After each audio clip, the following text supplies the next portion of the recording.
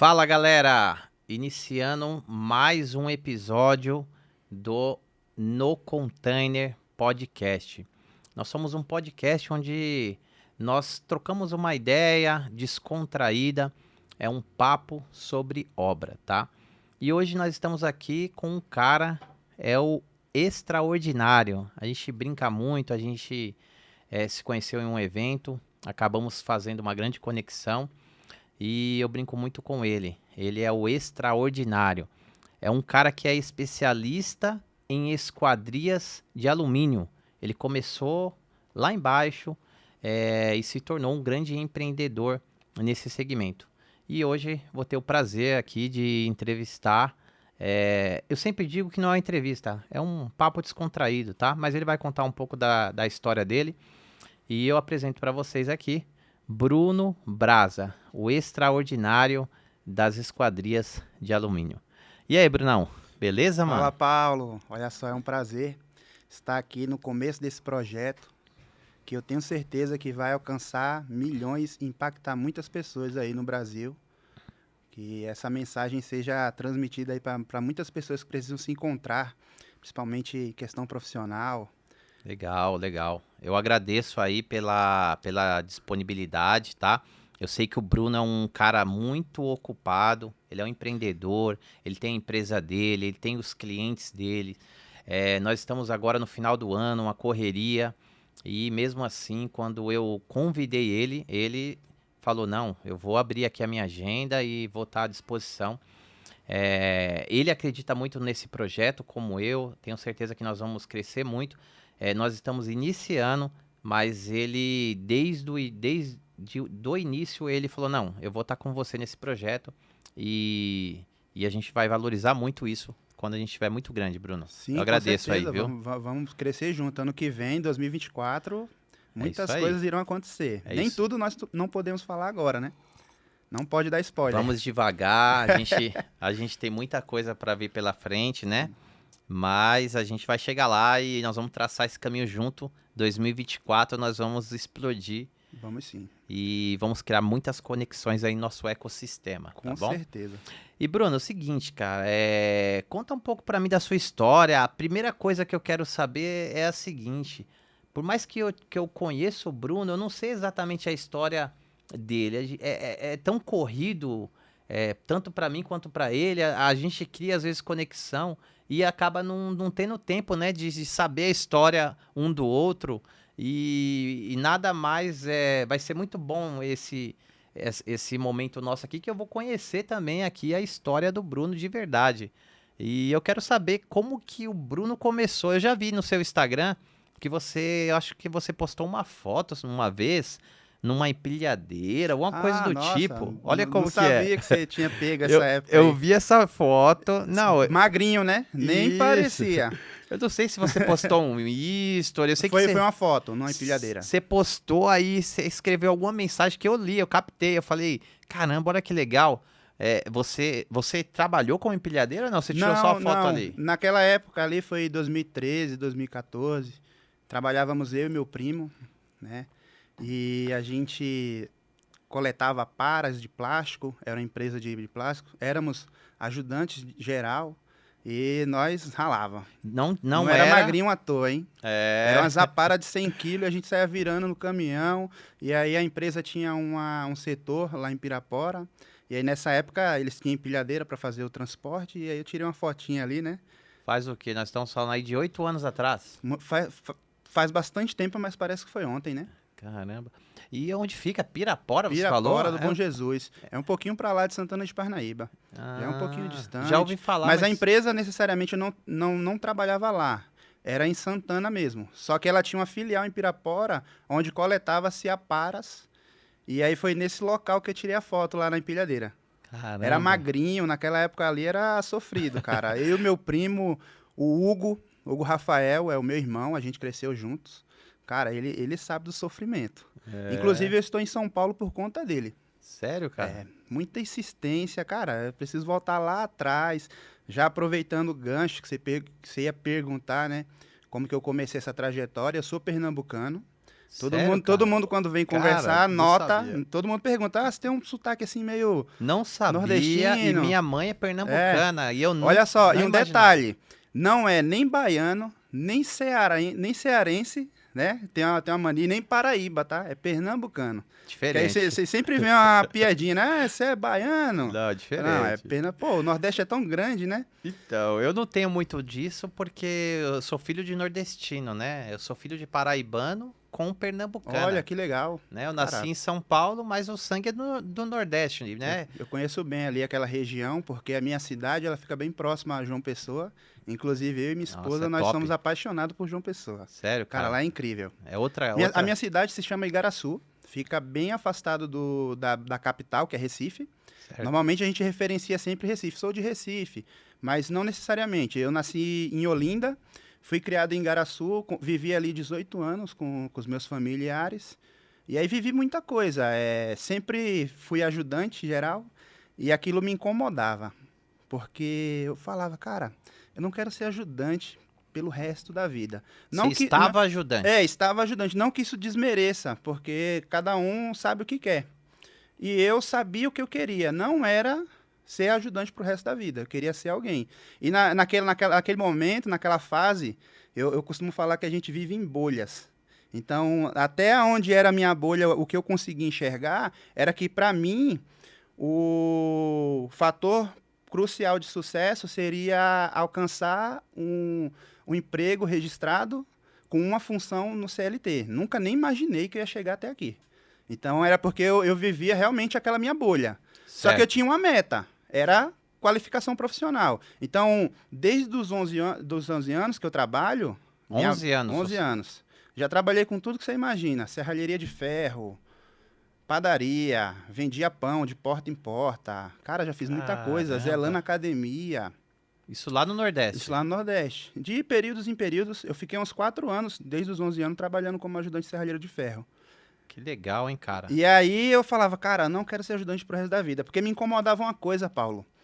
O ajudante geral, se ele trabalha lá na tua empreiteira, ele é ajudante geral, se ele sai para trabalhar num parque fabril de alguma coisa, ele chega como ajudante geral, ele não vai fazer uma coisa específica, ele vai fazer, sei lá, qualquer coisa, ele vai ajudar alguém, você sabe como que é. Então Sim. isso me incomodava, eu falei, cara, eu quero uma coisa mais específica. Só que até então eu não sabia o que eu queria ser. Todo jovem, toda criança, né, tem aquela coisa, crescer eu quero ser médico. Eu nunca tive isso comigo, eu não sabia o que eu queria ser, cara. Mas alguma coisa me puxava para a obra. E aí eu trilhei esse caminho até os 18 anos trabalhando lá, conquistei o meu primeiro emprego lá mesmo. E aí fui me destacando O seu primeiro emprego, você de CLT, registrado. CLT, Que isso. até ali Então, você assim, já estava trabalhando. alcancei minha meta. Nossa, cara, aquilo foi o auge para mim. Cara, alcancei meu primeiro emprego CLT, comecei a desfrutar do que é viver independente, porque eu já era bastante, né? Minha mãe sempre me ensinou. Eu lembro como se fosse hoje, quando eu era bem jovem, 12, 13 anos, tinha uma barraquinha lá que vendia doce, bala, e ela falava, me apresentou pro dono e falou assim, olha, ele vai comprar bala hoje. Só que pode anotar no caderninho dele do fiado aí. E eu já tinha um caderninho com 12 anos. Então, você sabe, a realidade que a gente tem lá no Pernambuco e em todo o Nordeste é uma realidade difícil. Então, minha mãe não tinha condições de dar as coisas. Então, fui criando independência a partir disso.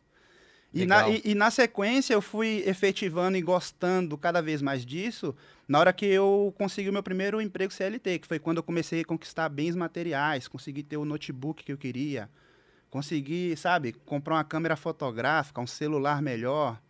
Só que aí, a vida, eu posso dizer, o destino não quis só isso. E aí Certo. o meu primo, ele veio morar aqui em São Paulo com o pai dele, Que é o Hugo. Hugo. O Hugo, cara, o Hugo a gente... Então o Hugo também veio lá do o Hugo Pernambuco. veio lá do... trabalhador, empreendedor também, tá? Legal. Ele tem uma franquia lá de escolas de inglês. Escola de inglês. O cara é vendedor. Aqui no Santana. Se eu te apresentar ele te vende alguma coisa. Daqui a voltar a começar a fazer inglês. Ele é nascido e criado lá comigo. Só que aí ele veio pra cá, entendi. ficou um tempo aqui. Ele abriu as portas pra você. Isso. Ele foi o cara que te deu o direcionamento. Ele falou assim: Ele falou assim: eu vou pra vem... São Paulo e você vai comigo, é isso? Isso. Só que assim, eu bati muito de frente com ele. Porque de certa forma, todo mundo se depara com isso. É aquela velha, como que fala? É a zona de conforto, né? O que tá bom ali para você, você não se propõe a se desafiar. E eu falava, Hugo, cara, vou sair daqui, cara, eu tô com emprego aqui, tô certinho. Meu, vem pra cá, Brasa. Já me chamava de Brasa, né? Brasa, vem, cara, aqui é muito bom e tal. Eu, meu, será que vale a pena mesmo? Hugo, só que é o seguinte, eu vou. Só que eu preciso ir com um trabalho garantido.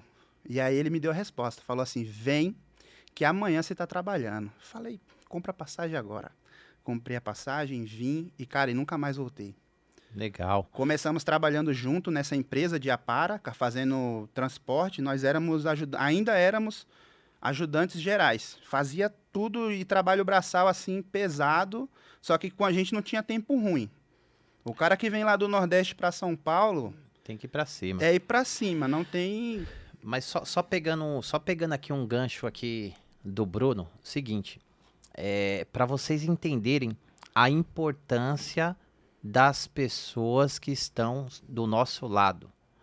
Tudo bem que foi um primo dele, um familiar, uma pessoa que tem uma conexão com ele ali desde muito tempo, mas foi o cara que teve a visão, vou para São Paulo e convidou o Bruno, que a princípio, pelo que eu entendi aqui, você relutou.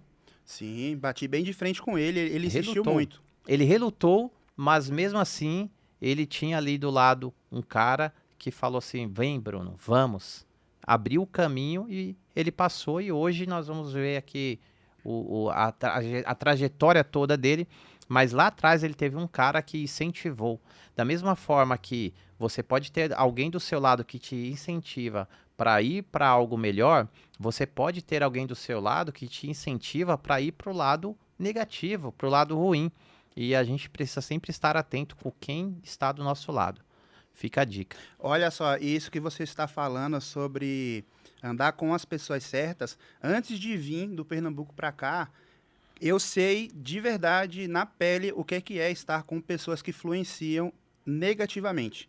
Antes de vir para lá, eu tinha um convívio com certos amigos que não estavam me fazendo nada bem. Até que uma pessoa me alertou, falou, meu, cara, você tá pegando feio. Não cheguei a fazer coisa errada, mas certamente se eu ficasse naquele convívio, muito provável eu estaria junto. Porque aquela frase, né?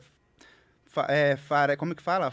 Tem o ditado que diz: me diga com quem tu andas, que eu te direi quem tu és. Justamente, então é isso. E é isso, cara. Você tá ali, é o ambiente que você É o ambiente está. que muda. E aí, ô Paulo, aqui em São Paulo, fiquei um pouco mais de um ano nessa empresa. Depois, meu primo já tinha voltado, cara, e eu já tava só aqui, morando sozinho, cozinhando, cara, não sabia cozinhar, liguei pra minha avó, falei, como que faz o feijão? Ela, filho, faz assim, assado. Cara, daqui a pouco tava Legal. cozinhando, tava fazendo tudo. Passei bons anos morando sozinho. Aí comecei a trabalhar com elétrica e, cara, tem uma coisa que me refresca a memória e que, até mesmo antes lá no Pernambuco, que eu já praticava isso sem ninguém me orientar a essa prática. E que eu acredito que é a grande chave do sucesso. É você fazer sempre a mais do que você é pago para fazer. Eu fazia Legal. isso desde quando eu trabalhava lá na Credimóveis Novo Lar, e aonde eu tive a oportunidade de gerenciar um setor, só que na vinda aqui para São Paulo, eu tive a oportunidade de trabalhar com elétrica. E uma frase que eu sempre ouvi da outra peãozada, né? A gente tem essa liberdade de falar isso. E aí a gente trabalhava ali com elétrica, montando quadro, e eu cansava de ouvir a galera falar assim, olha, mas eu não vou fazer isso porque eu não sou pago para fazer isso, eu não sou eletricista. E na minha mente, eu já pensava o contrário.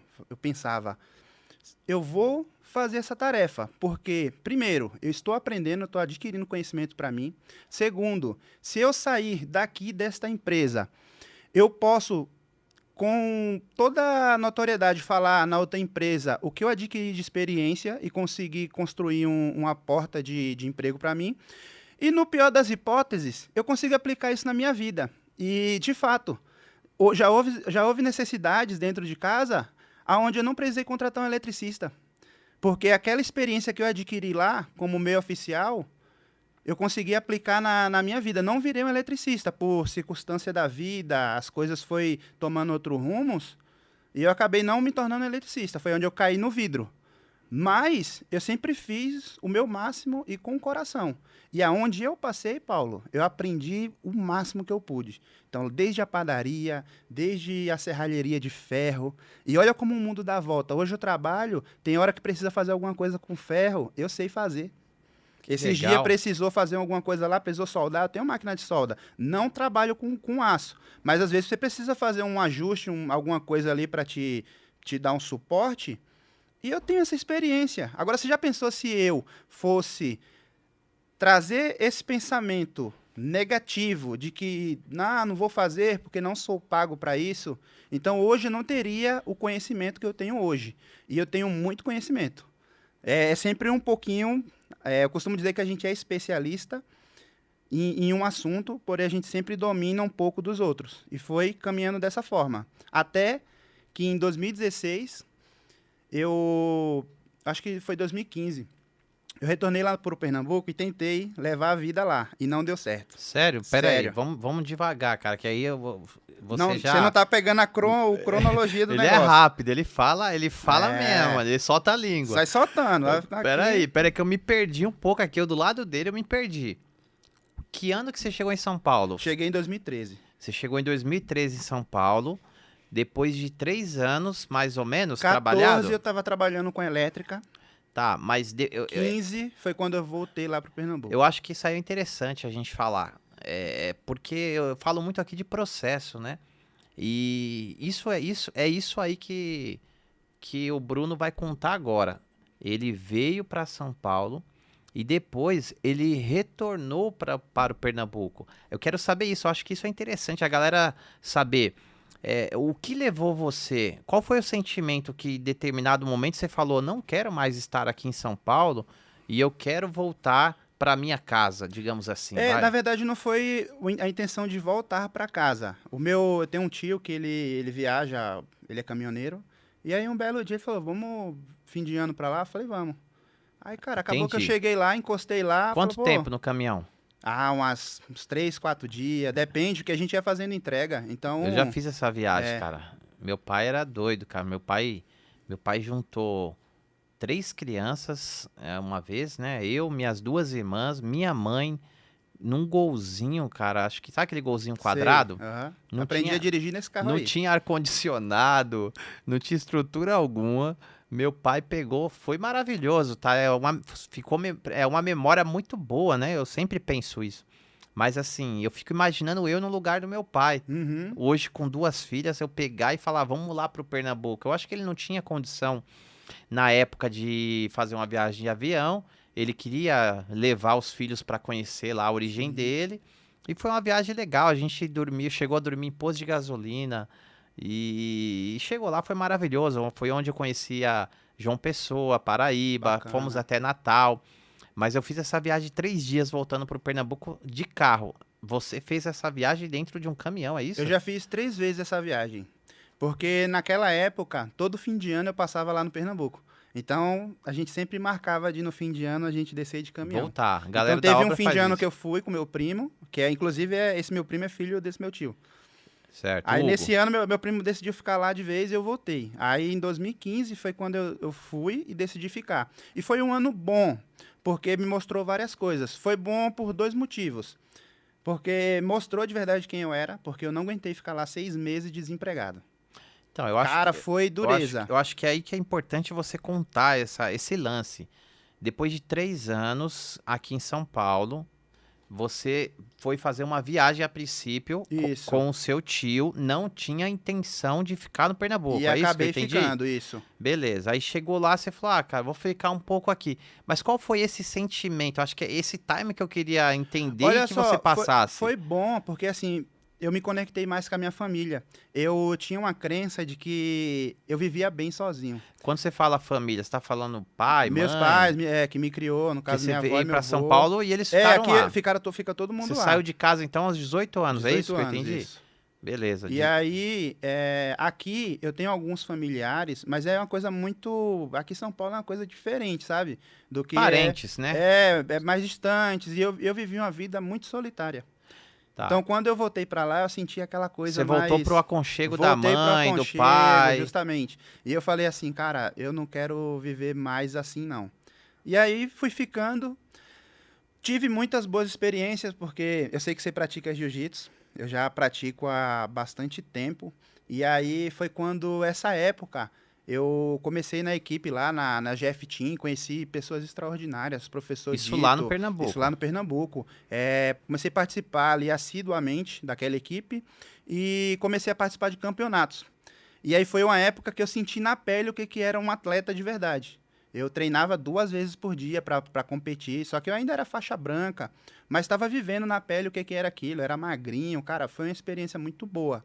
Eu não faria diferente, por mais que Tá. eu fiquei 6 meses lá da minha vida Você ficou 6 meses sem trabalhar. sem trabalhar, Tá. cara, e não E consegui quando, emprego e de jeito quando que nenhum, Paulo. você falou, virou sua chave e eu vou voltar para São Paulo? Quando deu 6 meses, que eu não tinha R$ 1 no bolso, já tinha ido de seguro-desemprego e já tinha uns meses e eu não aguentava aquela vida de não ter um dinheiro para ir fazer um rolê legal. E muito menos Solteiro eu na não, época? solteiro, eu não me sentia à vontade de pedir para os meus pais, porque eles não tinham condições. Porque aí você já tinha 21 E eu já anos. tenho a minha liberdade, a minha autonomia, né? Sim. Então, cara, aquilo começou a me incomodar. E aí foi quando eu tenho uma tia minha, ela se chama Elisete. Cara, eu implorei mais que tudo. Falei assim, cara, compra a minha passagem. O marido dela, ela não tava assim, sabe? Não queria deixar. Ela foi lá, comprou escondido, cara. Eu voltei sem R$ 1 no bolso, De avião ou de ônibus? de avião. Aí foi quando eu iniciei a minha jornada no vidro.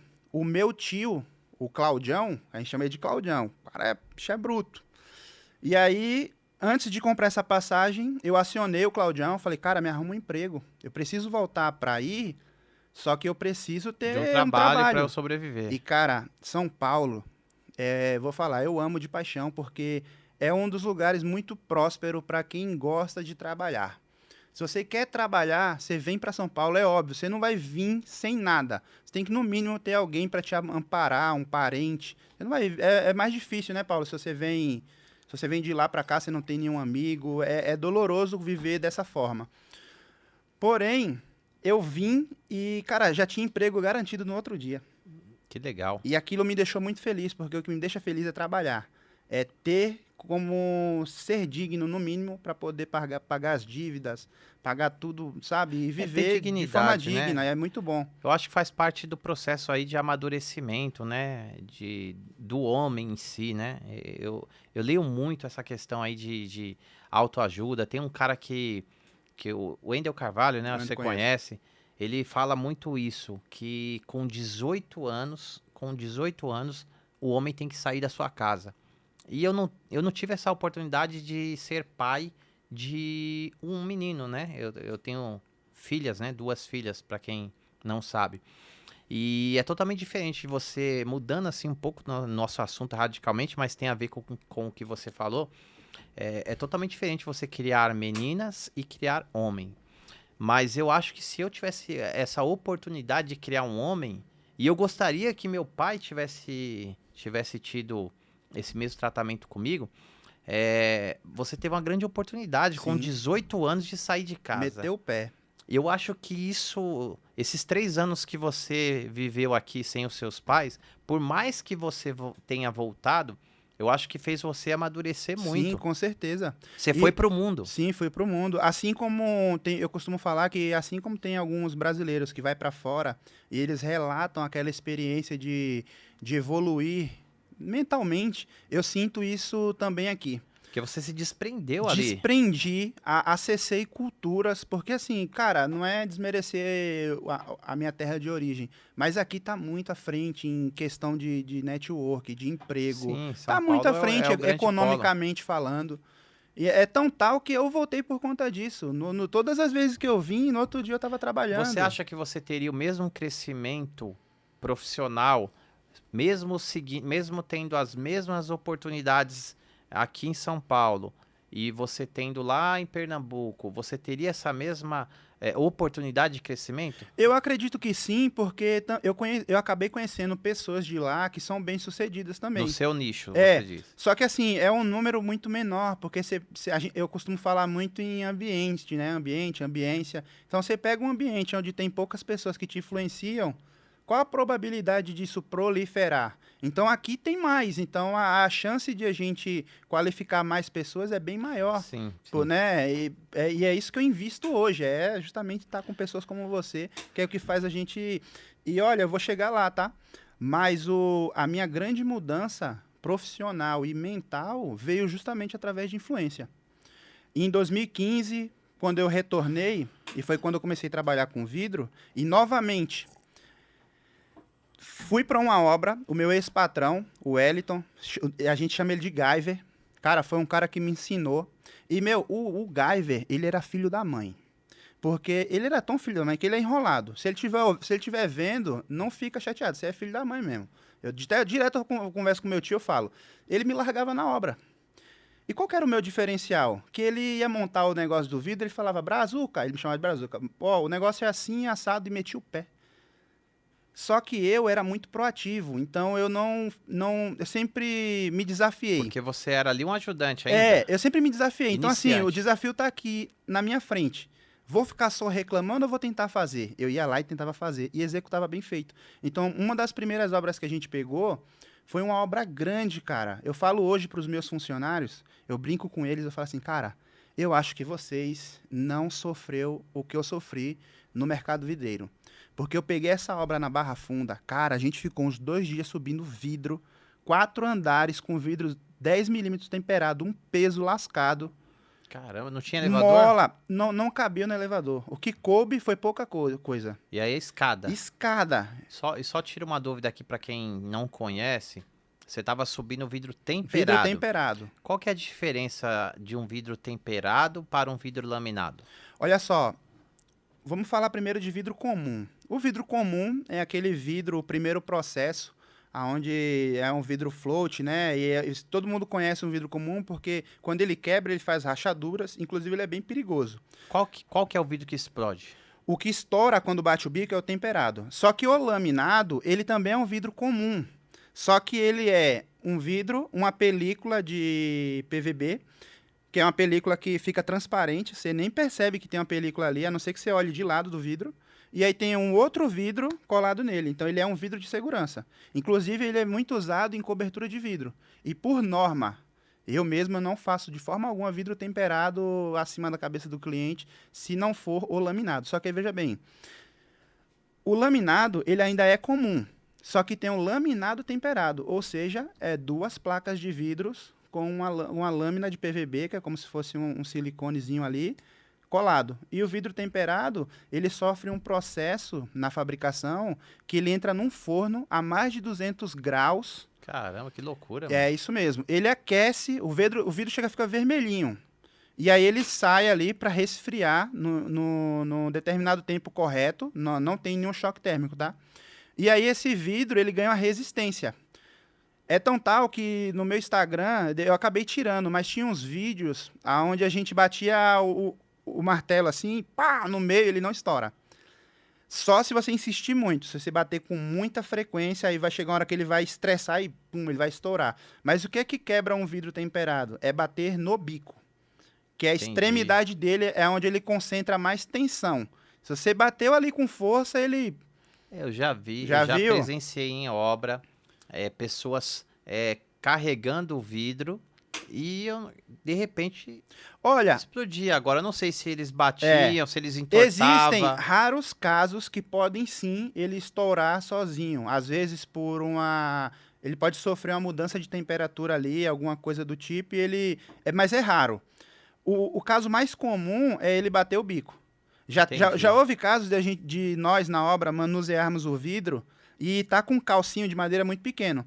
Na hora que estoura ele, é um barulho muito grande. Você fica muito apavorado. E aí a gente falava assim, Sim. cara, estourou só. Só que a gente ficou tão nervoso que a gente não se deu conta. Não foi que o vidro estourou só.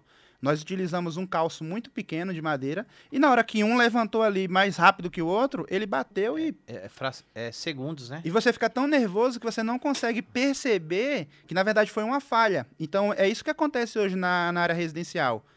Acontece muito. Pô, o vidro estourou.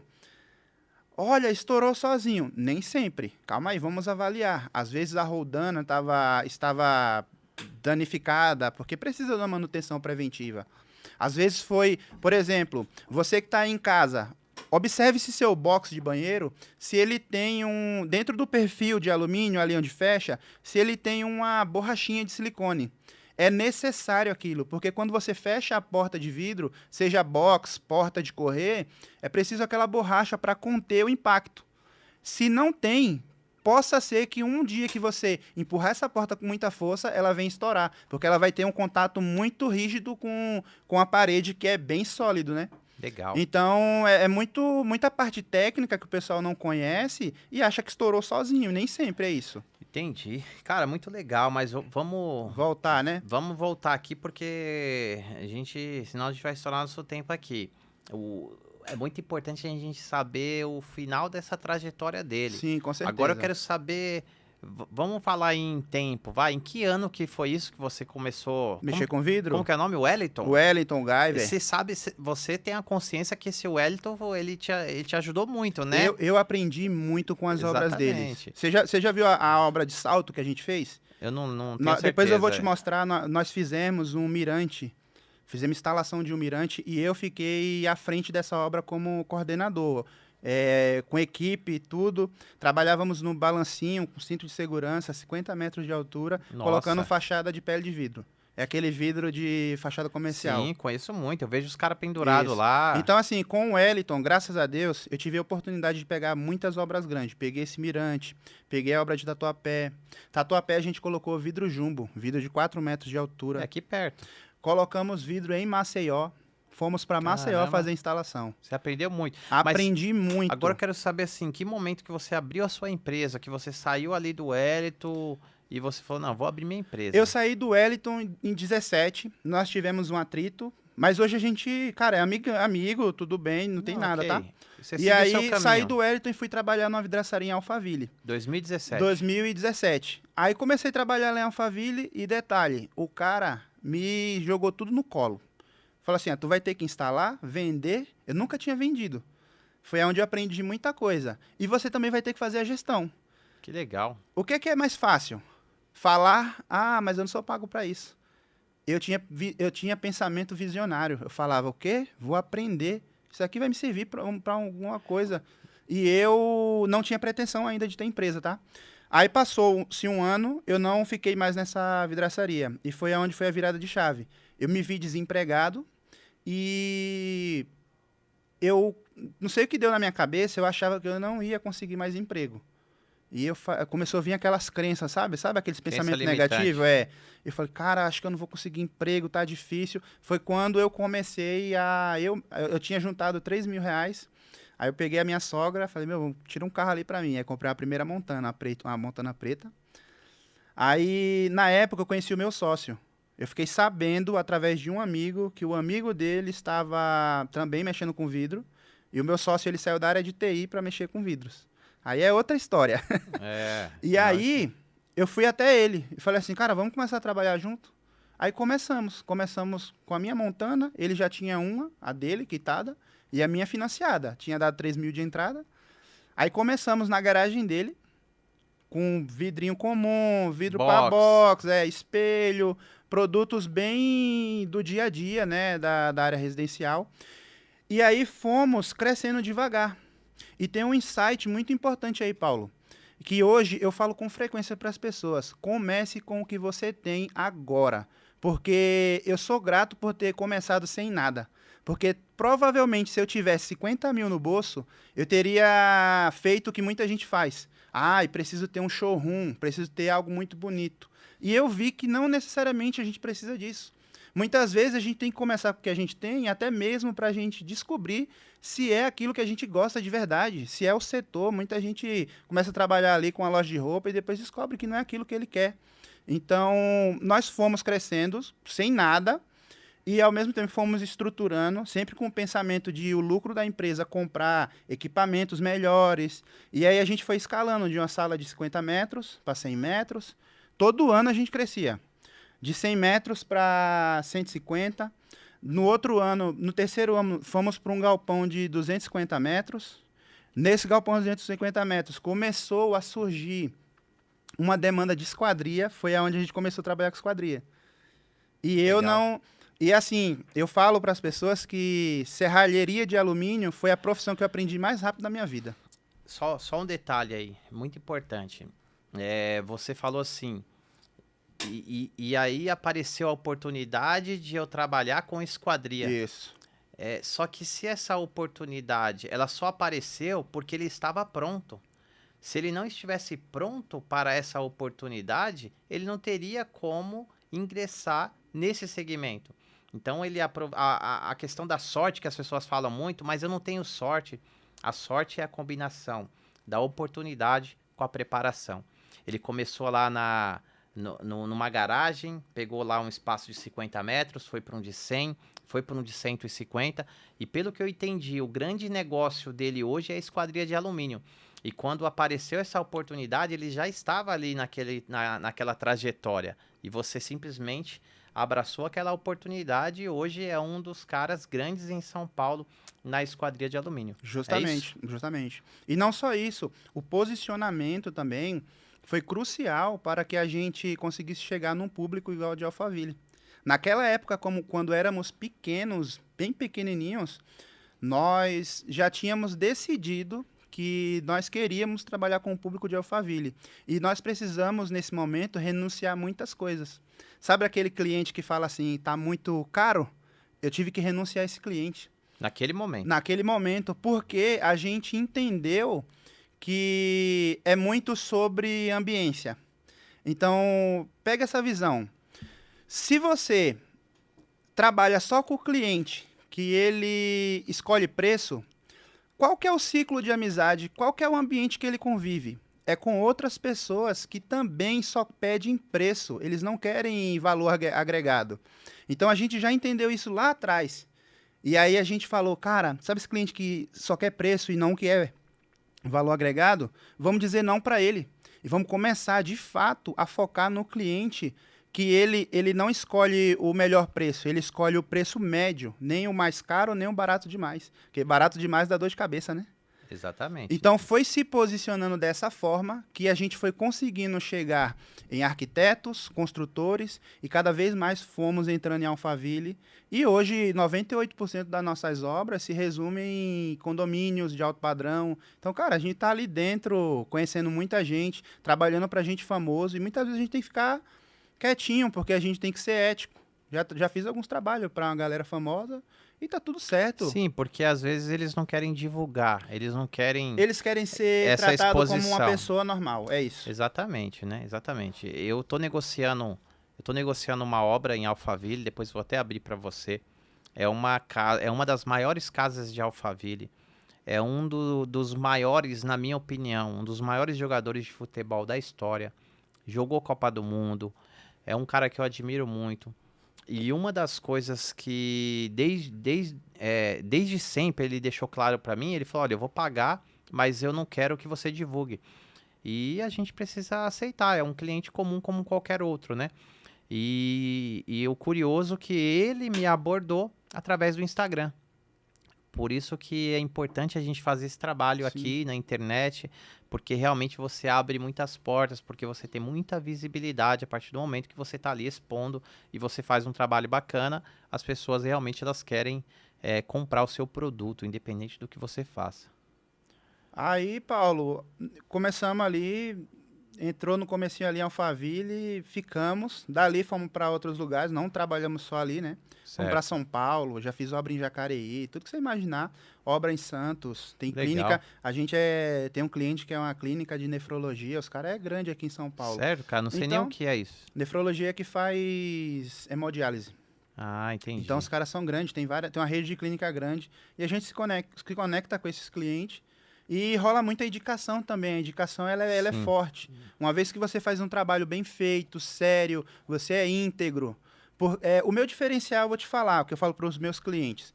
Ele fala assim, por que eu vou comprar de você 10, 15% mais caro? E eu falo, olha só, eu vou te dar a garantia de que tu vai comprar aqui e o teu dinheiro não vai sumir. Porque hoje o mercado da construção civil, o que mais tem são pessoas que agem de má fé né? E eu mostro para o cliente, cara, aqui a gente não vai te passar a perna em hipótese alguma. E outro diferencial, Paulo, o cliente quando ele vem comprar de mim, ele fala assim, olha, mas corre o risco de dar problema? Eu falo, corre, porque a gente trabalha com fator humano. São pessoas instalando, o vidro pode estourar, pode dar um vazamento. Só que quem é o teu fornecedor na hora que acontece esse problema? Eu sou o que volta se preciso 10 vezes, mas eu volto para arrumar. O que você vai contratar? Ele vai voltar quantas vezes for necessário para resolver o teu problema? Então, a gente consegue conquistar muitos clientes por conta dessa postura. Legal, cara, isso é legal, isso é muito bacana, é um diferencial, né? Porque o cliente ele realmente fica muito inseguro, o cliente às vezes já passou por problemas de ter prestadores de serviço, como você disse, que deixou a obra dele pelo caminho, ou ele conhece alguém, porque as pessoas conversam ali no dia a dia e acaba falando, né? Ó, tive um problema em uma obra e isso é bacana porque você realmente fala para o cliente, olha, eu posso ter problema, mas eu vou resolver. E isso passa muita credibilidade, Sim, né? com certeza. E é um diferencial e é por isso, é um dos diferenciais que ele tem obtido tanto sucesso, né? Isso aí. Dá tempo de contar uma historinha aqui ainda das portas de ACM? A gente tá no limite aí, mas vamos lá, Vamos ver se porque dá eu, tempo, eu quero rapidão. ainda falar um pouquinho sobre como a gente se conheceu. Então vamos falar sobre isso, é melhor, vamos deixar para outro papo. Porque... Isso, porque a gente tem ainda mais uns 5 minutos, e eu acho que é algo muito importante, né? Nós estamos hoje em São Paulo e nós estamos participando muito de eventos aqui em São Paulo. É um movimento que está se formando, principalmente depois da pandemia, onde as pessoas se conectam em comunidades para falar sobre o seu nicho, né? Nós falamos sobre construção. E eu conheci o Bruno em um evento que, na realidade, não era sobre obras, né? Nós estamos frequentando outros. Era um evento sobre como melhorar seu posicionamento na internet, né? Justo. Mas ele falou aqui no offline, eu vou pedir para ele falar novamente. Ele fez uma abordagem que deu certo comigo e é por isso que ele está aqui. Porque ali eram pessoas de vários segmentos diferentes falando sobre posicionamento de Instagram. E de repente, o Bruno levanta a mão e aí, Bruno, o que você falou lá? Onde chamou a minha atenção, qual era a intenção dele e aí acabou fazendo com que ele esteja aqui hoje. Fico feliz que você entendeu a minha intenção. Nós estávamos num evento que era exatamente 3 dias de evento. Começava às 9 até às 8 da noite. E lá, naquele momento ali onde rola perguntas, o que é que a maioria das pessoas fazem? Elas ficam com vergonha de interagir. E eu entendi que a gente precisa ser visto para ser lembrado. Como que você se acha o melhor na tua área, sendo que as pessoas não te conhecem? Do que adianta ser o melhor e não ser conhecido? Então, naquele momento, eu marquei a minha presença naquele evento. Quando o palestrante ele perguntou em algumas vezes quem queria fazer uma pergunta, mesmo com vergonha, eu levantei a mão. E todas as vezes que eu fiz a minha pergunta, eu referenciei o meu trabalho. Eu falei, olha, sou o Bruno Braza, da Lobatos Vidros, especialista em esquadria de alumínio, referenciei e fazia a pergunta. Fiz isso nos 3 dias. E olha a consequência que eu gerei. Não só ter me conectado com o Paulo, mas teve pessoas no evento, porque o evento tem bastante pessoas, não dá para você conhecer todo mundo. Só que quando eu vi as pessoas no outro dia, elas falavam, olha, eu lembro de você, você é o cara das esquadrias, né? Então, eu saí dali com a minha missão cumprida. Gerar referência, trazer visibilidade para o meu trabalho. Como que as pessoas vão saber que eu sou o melhor no meu nicho se elas não me conhecem? Então é por isso que eu estou aqui hoje no seu podcast. Que legal. E uma das coisas que a gente aprendeu lá muitas vezes, o mais conhecido tem mais resultado do que o melhor. O que isso quer dizer?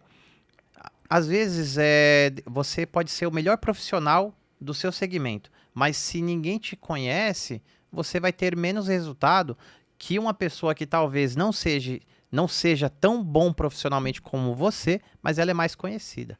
Então isso foi interessante. Olha como as pessoas começaram a falar, você é o cara da esquadria de alumínio. Por quê? Porque ele passou a ser conhecido como o cara que faz esse tipo de trabalho.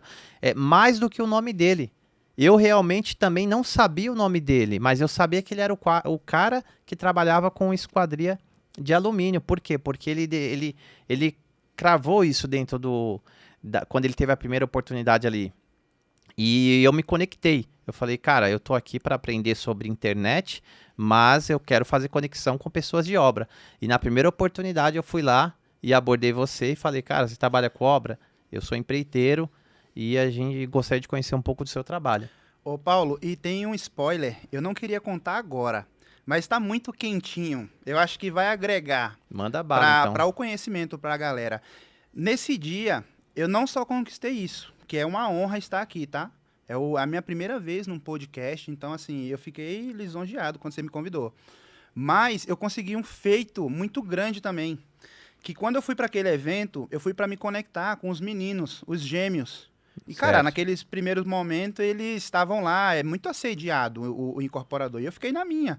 Os momentos que eu tive a oportunidade, fui lá, troquei ideia com eles. Eu já tinha conhecido eles em outro evento. Só que ali eu fui marcando a minha presença. Tem que ser intencional em tudo que a gente vai fazer. E aí, fui para outro evento e fiz isso de novo. Foi o evento da Carol com... Acho que você não foi. Da Carol com o cara da Roda Gigante, o Roger. Tá, lembro. Eu não fui. E aí, os meninos, eles se apresentaram no palco. E aí, o que eu fiz? Fiz a mesma tática ousada. Levantei o dedo e fiz uma pergunta para eles. Para quê? Para que eles me notassem. E o que eu consegui depois disso? Quando foi na segunda-feira, quem me mandou mensagem? Os caras. Os caras Precisavam me do seu pedindo um trabalho. orçamento. E hoje eu acabei de vir da obra deles. Ó que legal. A gente fechou uma parceria. Então, eu consegui o que eu fui buscar. Exatamente. É o que eu acabei de falar. O mais conhecido sempre vai ter mais resultado. Você precisa investir na internet, porque com você tendo visibilidade, várias pessoas, você vai abrir várias portas. E você abriu uma. E eu fiz exatamente o que você fez no último dia de evento. Eu fiquei ali 3 dias também, só ouvindo. Aí no último dia eu falei, eu preciso falar, na primeira oportunidade que tiver, eu vou falar. E foi quando o Thiago falou, olha, tem alguém aqui que quer compartilhar alguma coisa, era domingo de manhã, eu já fui decidido, porque se você não tiver decidido e você não tiver esse costume de falar para 1000 pessoas, porque para tudo há uma preparação, você pode travar. E olha que legal, quando eu tive a primeira oportunidade de falar, eu levantei a mão e ele falou, fala você aí, o tatuado. Eu falei assim... É verdade, lembrei. Eu falei assim, eu sou empreiteiro e eu sou um dos empreiteiros onde nós estamos construindo a torre corporativa mais alta do Brasil.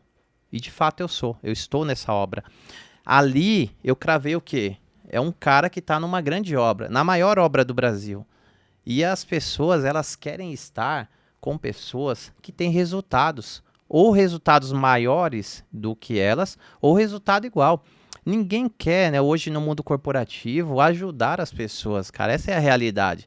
Então você realmente precisa trabalhar para ter resultado. E quando você tiver resultado, você precisa mostrar para as pessoas: eu tenho resultado, é isso que eu faço. E quando você faz isso, você abre várias portas. Sim, com certeza. É o que você fez e é o que eu fiz e que hoje a gente... Tá colhendo os frutos, nós né? estamos colhendo algo que nós plantamos lá atrás. Com certeza. Bom, é isso, Bruno. Nós estamos aqui já estourando nosso tempo.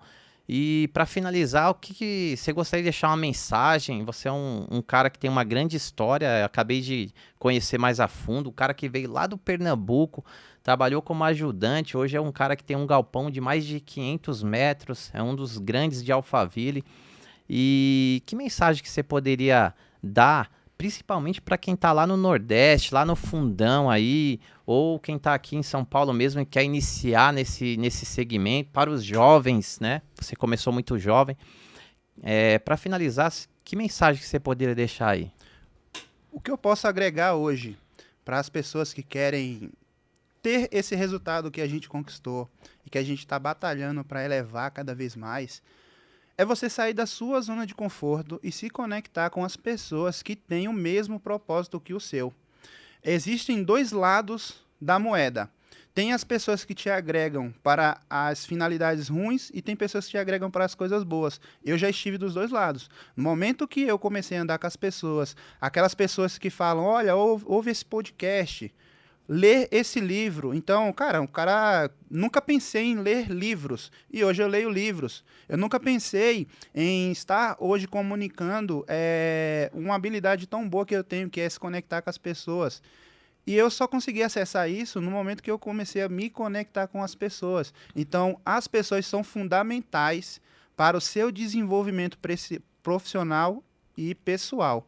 Então é isso, comece a se espelhar em pessoas que têm resultados. Se você tem um amigo que ele tem um resultado elevado, cola nele. Cara, tenho certeza que ele vai te ajudar. Porque as pessoas que te criticam é aquelas que não têm resultados maiores ou iguais que os seus. Você nunca vai ver uma pessoa que tem mais resultado que você te criticando. Então é isso. Legal, cara, muito bom. E assim, hoje nós estamos num momento que a era da internet, que realmente se torna muito mais fácil você estar próximo de pessoas que têm o resultado que você almeja, tá? Por quê? Porque você pode não ter, não sei onde que você está agora, mas você pode não ter pessoas próximo de você que possa te incentivar. Mas, cara, segue ali algumas pessoas que você se identifica, entendeu? Pega ali um cara, você quer trabalhar com obra, ou você quer qualquer outro segmento aí que você talvez queira seguir. Pega ali algumas referências e segue, aprende, tem muito conteúdo gratuito na internet. Nossa, eu aprendi cara. tanta coisa na internet. Você pode aprender, mas para isso, você precisa ter disciplina, você precisa ter foco, acorda um pouco mais cedo, dorme um pouco mais tarde e foca em algo que com certeza você vai aprender. Ô Paulo, e o mais importante, saber o que você quer. Porque para quem não sabe o que quer, qualquer caminho serve. É isso aí, é isso aí. Então, espero que esse papo aqui tenha ajudado aí de alguma forma quem esteja assistindo. E gostaria de agradecer muito pela oportunidade, Bruno, que você teve aí de compartilhar sua história. Agradeço, Paulo. E espero que em breve termos mais oportunidade para a gente conversar mais, porque, com certeza. Cara, tem tanta experiência para agregar que é isso, é algo que a gente não pode abrir ainda também, mas em breve nós vamos ter uma forma de conectar várias pessoas no segmento de obra. Eu vou estar presente, Bruno vai estar presente nesse local, nesse momento, e em breve nós vamos estar compartilhando aí quem tiver interesse de estar junto com a gente nessa jornada. Beleza, Bruno? É isso, vamos pra cima. Agradeço aí. Dá pra gente se cumprimentar aí? Assim? Vai lá. Tamo junto, irmão. Obrigado, Tamo viu? junto. Eu que agradeço, irmão. Boa sorte, vambora.